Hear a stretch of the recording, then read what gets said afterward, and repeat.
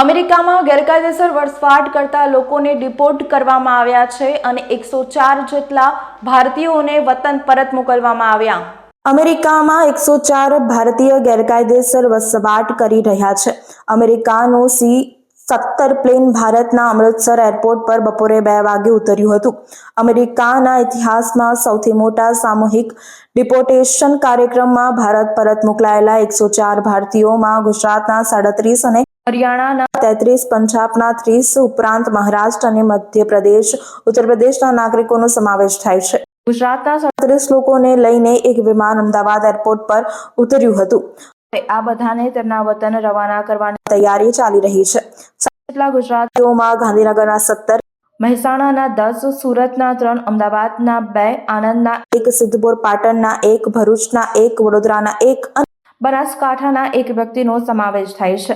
ગુજરાતના તમામ લોકોને લઈને અમૃતસરથી વિમાન દિલ્હી થઈને અમદાવાદ પહોંચ્યું હતું। આ તમામ લોકોની ઓળખ કાર્યવાહી પૂર્ણ કરી લેવામાં આવી છે અને હવે તેમને ઘરે પરત મોકલવામાં આવી રહ્યા છે।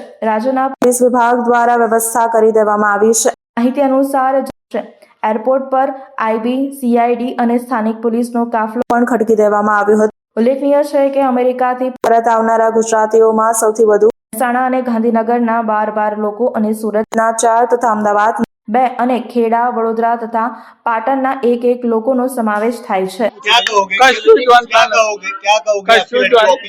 हाँ, वापस आ गई।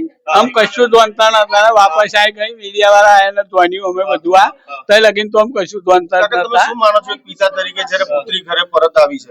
બસ પુત્રી મારી ઘરે આવી ગઈ, બસ મારે શાંતિ આવે। બસ ખુશ છું, છોકરી ઘરે આવી ગઈ એટલે।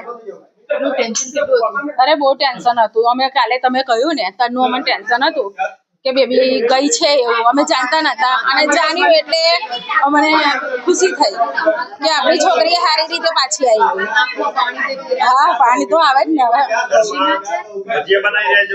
હા, બધા આયા છે એમની માટે નાસ્તો બનાવ। ના બધા આયા છે એમની માટે નાસ્તો બનાવું છું એટલે કેટલી ખુશી તમારી ખુશી તમને પાછી મળી ગઈ?